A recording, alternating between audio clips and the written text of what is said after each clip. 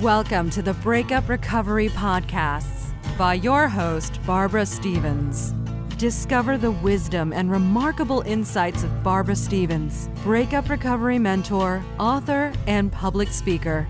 Barbara offers programs and solutions for any breakup so you can turn your life around, create lasting changes for the better, and embrace life again.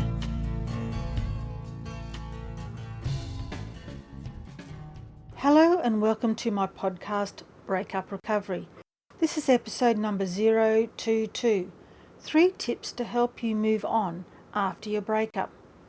I'm Barbara Stevens, and in this episode I'll be offering 3 tips you may be able to use in some way to move forward after your breakup. I'm here to tell you there is life after a breakup, and I'm going to share my 3 tips today to help you re-energize and get a new outlook on life. After a breakup, it's hard to imagine life where you feel normal again. It's difficult to even feel that you can move forward. You are emotionally drained by all the drama that goes with a breakup. It hurts so much you can't even imagine how you're going to get over your own breakup. And the overwhelming feeling of fear that your life and all your plans for your future have been turned upside down, and that you can't seem to be able to see a time when things will ever be good again. All of this can be confusing and complicated. After a breakup, you tend to shut down emotionally. Your life seems to be in so much turmoil that you can't see a way to move on. Half the time you don't even understand what you're going through, and moving on seems impossible. Your life seems out of balance in some way. Your self-worth has taken a battering, and sometimes just getting up each day can be an effort. You are filled with so many emotions and negative thoughts. It's the sadness that comes and goes throughout your day, probably from your constant thoughts of what has happened during your breakup, the conversations of what has been said by your ex, the disruptions to everything that was normal, and this cycle leads you to think about all their faults, blaming them for everything, including the hurt and suffering you are now feeling. You hear a lot of advice from well-meaning friends and family, telling you you have to move on. What does moving on actually mean? Well, moving forward or moving on means not staying stuck in the same place. It means bringing you into a better place, and that is what this episode is all about. I would like you to take the time to let go of anything negative that is holding you back. I would like you to give yourself permission to move on. Often we don't do that. We get stuck in the place of negativity, and you put yourself on hold because you don't know how to move on. The cycle of blaming, accusing, and condemning your ex can take over your life, not allowing you to move forward in any way. But now it's time to love yourself again. Close the door and walk away from negative thoughts and emotions. It's time to move forward and start to focus on yourself. It's time to start rebuilding a happy life after your breakup. The first tip I would like to talk about is stop playing the victim. I love this quote by Richard Bach. If it's never our fault, we can't take responsibility for it. If we can't take responsibility for it, we'll always be its victim. What is stopping you taking the necessary action to move on? Is it the fear of failure? Is it that you are comfortable staying in victim mode? For some, it's easier to stay in this victim trap than to choose to take a different path. But what you are doing is taking the power away from yourself. You are the only one that has the power to change the way you think and act. When you stay in playing the victim role, you have little or no control over your life. Your thoughts are about feeling sorry for yourself. Everyone is against you. I was right and my ex was wrong, and you didn't deserve to be treated this way regarding your breakup. Somehow, you mistakenly think that this pattern of thinking will make you feel better, but it doesn't. It's time to take this negative language out of your speech and your thoughts. No more thoughts like, my life is over, I'll never be happy again, or things are bad, my ex did this or that. Saying these negative things has an impact on your overall feelings. How can you begin to be happy if your head is full of these negative thoughts?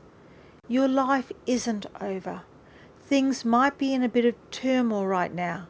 Some of your dreams have been shattered, but that's not to say that you can't now have new dreams, new hopes.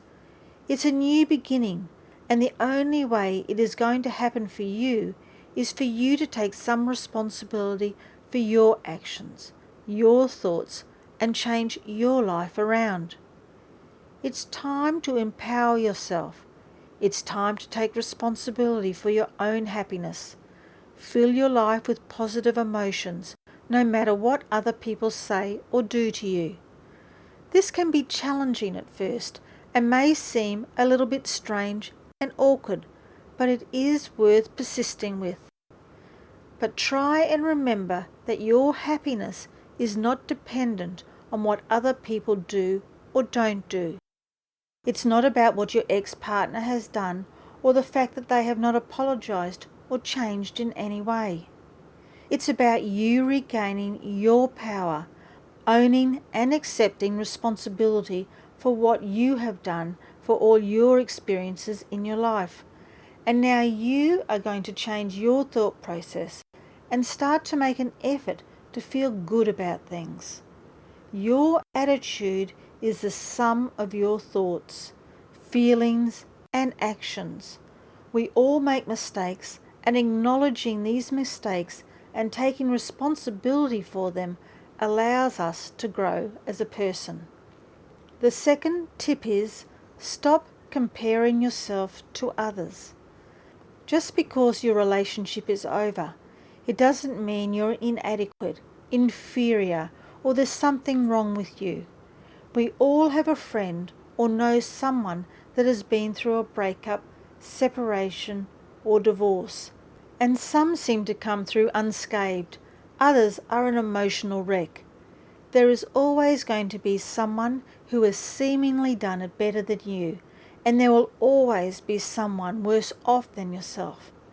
But when you start to compare your life to others, you typically compare yourself with someone you presume worse or better off than yourself. Not only is this a waste of your precious time, but your story is so different and unique to anyone else's. Whilst breakups have the same and common thread that two people that were in a relationship have now parted ways, everything else is different.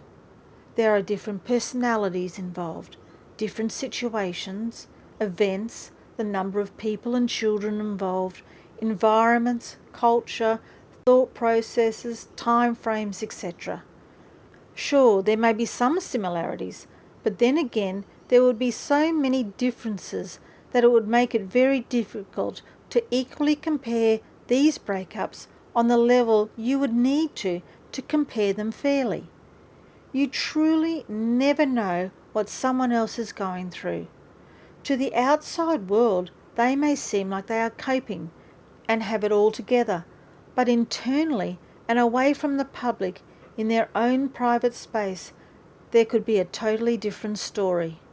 When you're doing all this comparing, who are you focusing on?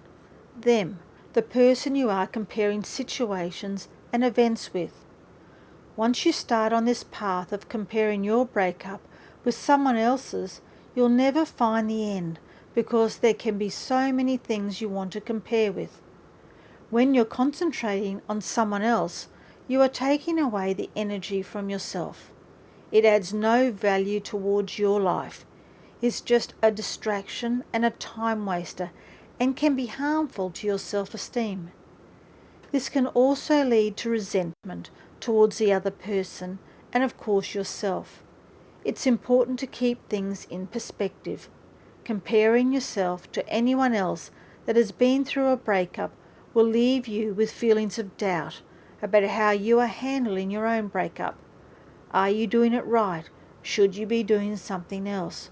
Or what are they doing because you think or assume that it is working for them? You are a worthwhile person who doesn't have to let the end of your relationship define your self-worth. No person can complete you.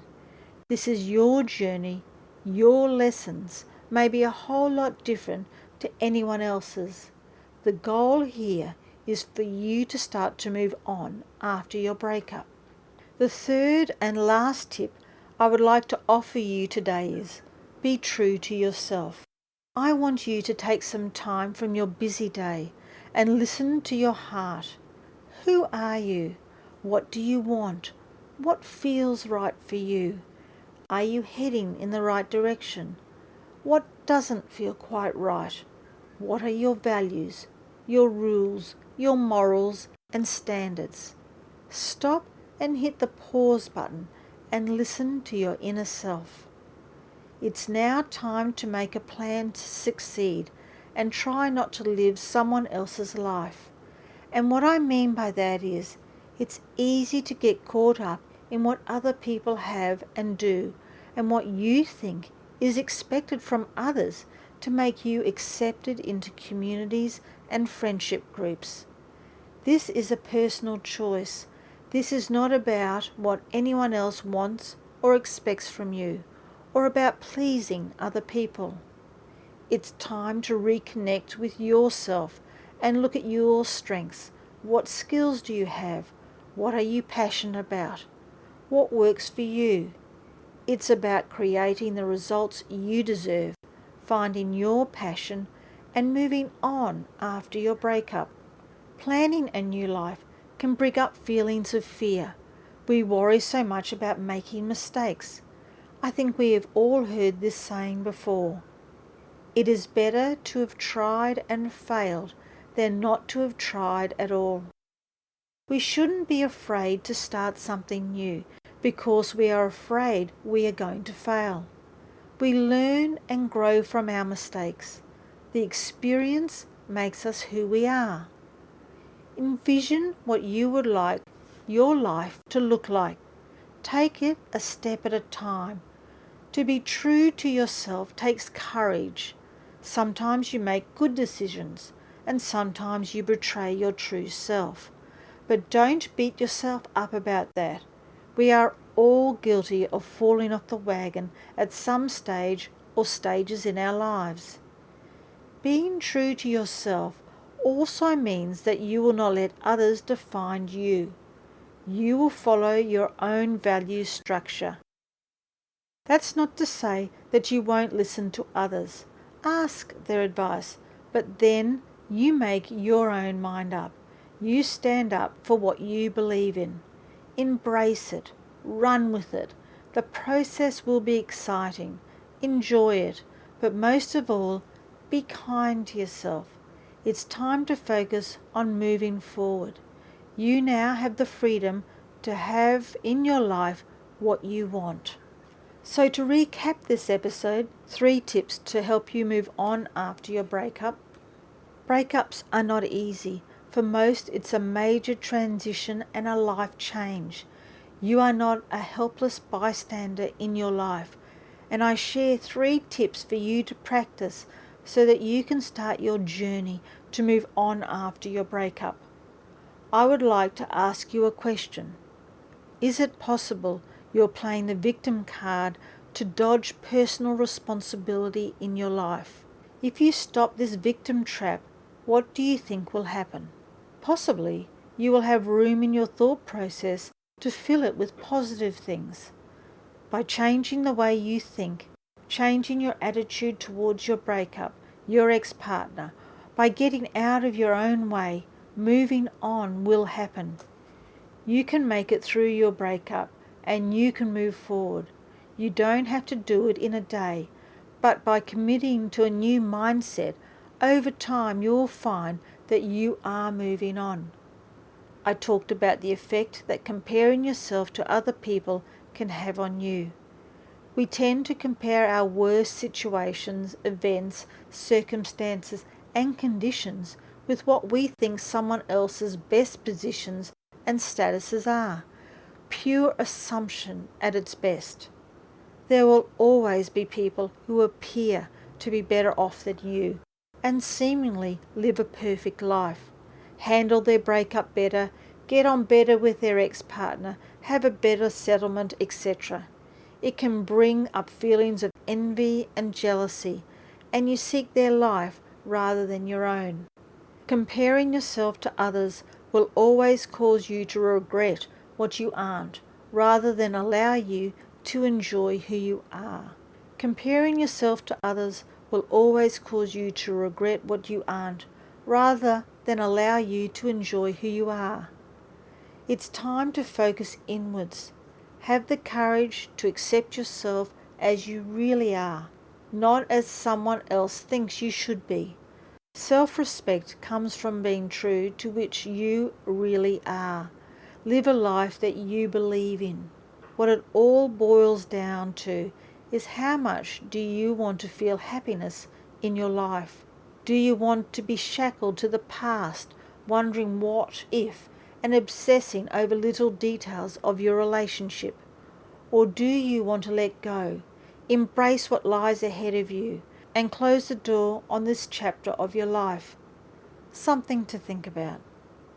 And the last thing I would like to say is, be gentle on yourself. You deserve happiness.